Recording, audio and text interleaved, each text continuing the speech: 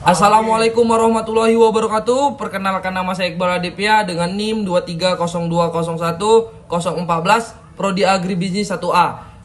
Di kesempatan kali ini saya ingin memenuhi persyaratan ujian komputer, maka video ini saya buat tanpa editing, tanpa apapun. Baiklah, kita mulai dari paling dasar terlebih dahulu, yaitu pengertian komputer.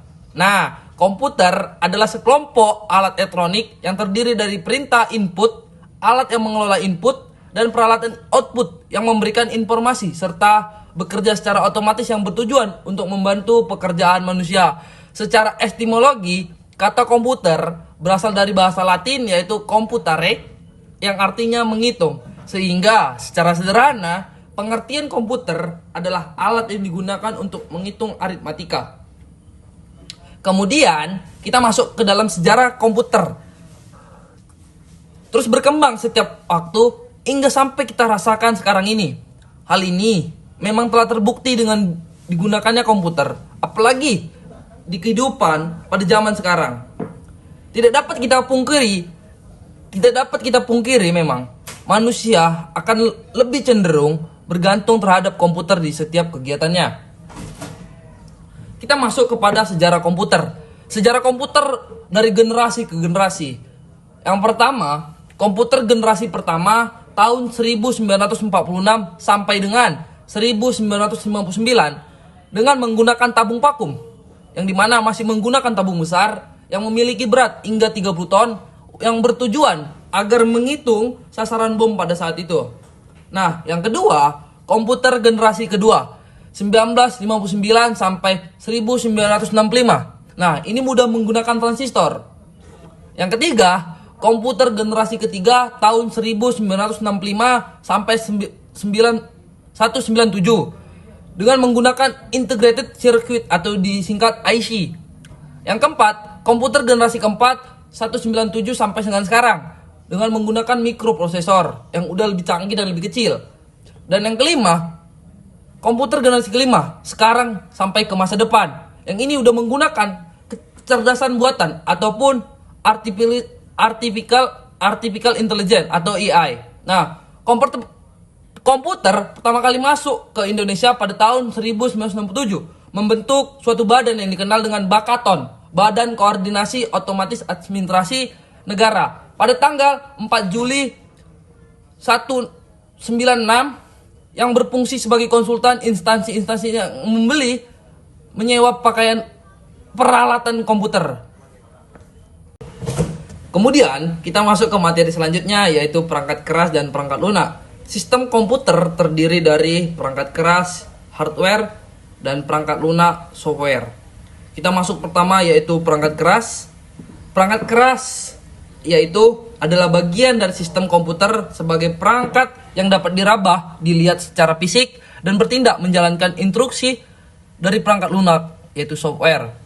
Perangkat keras juga memiliki komponen, yaitu input, proses, output, dan penyimpanan. Satu, input. Ada beberapa contoh input, yaitu satu, keyboard, mouse, webcam, barcode scanner, joystick, scanner, mikrofon, dan pemindai sidik jari. Yang kedua, proses. Di antara proses dari komputer adalah prosesor, Central Processing Unit atau CPU. Yang kedua, motherboard atau mainboard. Yang ketiga, power supply. Yang keempat, RAM. Yang ketiga, output. Ada beberapa komponen output dalam komputer, yaitu monitor, printer, proyektor, headphone, plotter, dan speaker. Dan yang terakhir, penyimpanan. Di antaranya adalah hard disk, optical drive, flash disk, dan drive. Kemudian kita masuk ke perangkat lunak atau software. Nah, perangkat lunak ini adalah perangkat yang berisi serangkaian instruksi program, prosedur, pengendalian, pendukung, dan aktivitas-aktivitas pengelolaan perintah pada sistem komputer. Tanpa software, komputer adalah rongsokan elektronik tanpa daya. Jadi komputer adalah susunan atas hardware, atas software yang saling bekerja sama. Perangkat lunak software terbagi menjadi dua. Yang pertama, perangkat lunak sistem, perangkat lunak aplikasi. Nah, yang pertama, perangkat lunak sistem berfungsi untuk mengendalikan sistem kerja yang mendasar sehingga mengatur kerja media input, output, tabel pengkodean, memori, penjadwalan prosesor, dan lain-lain. Nah, berikut ada contoh-contohnya, yaitu 1. Windows, 2. Linux, 3. iOS, 4. Android, yang kelima macOS, dan lain-lain. Nah, yang kedua, perangkat lunak aplikasi. Teman-teman pasti sudah tahu, perangkat lunak yang dirancang khusus untuk kebutuhan tertentu, misalnya pada program pengelola kata, mengelola lembar, kerja program, program presentase, desain grafis, dan lain-lain. Contohnya seperti Microsoft Word, Excel, dan PowerPoint. Nah, ternyata ada lagi loh program-program dalam perangkat lunak. Di antaranya 1. Bahasa pemrograman. Nah, bahasa pemrograman ini udah familiar lah di kuping kita, yaitu program yang digunakan untuk menerjemahkan instruksi-instruksi yang ditulis dalam bahasa pemrograman ke bahasa mesin dengan aturan atau prosedur tertentu agar diterima oleh komputer. Yang kedua, teman-teman, program bantu atau utility yang berfungsi sebagai aplikasi pembantu dalam kegiatan yang hubungannya dengan komputer, misalnya memformat disket, mengcopy, mengkonfirmasi, antivirus, dan lain-lain. Nah, kita lanjut lagi teman-teman. Kemudian kita masuk ke pembahasan terakhir, yaitu pengoperasian komputer. Kita masuk yang pertama, yaitu menyalakan komputer. Ini sangat penting teman-teman, karena ini langkah awal untuk mengaktifkan komputer adalah melakukan proses booting.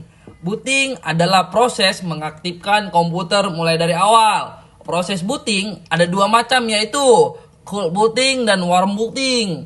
Cold booting adalah booting pada komputer yang dimulai dari keadaan mati, belum mendapatkan arus listrik hingga menyala. Sedangkan warm booting adalah booting yang dilakukan pada saat komputer sedang menyala, ada arus listrik. Diulangi lagi proses booting seperti restart.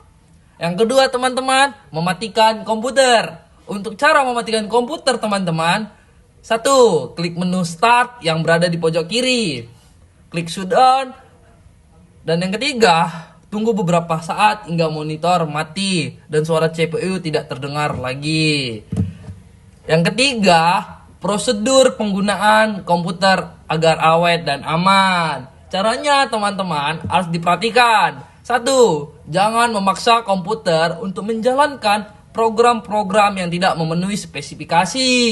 Yang kedua, mengikuti langkah-langkah dalam menghidupin atau mematikan komputer dengan benar. Jangan pernah melakukan overclock prosesor jika tidak tahu caranya.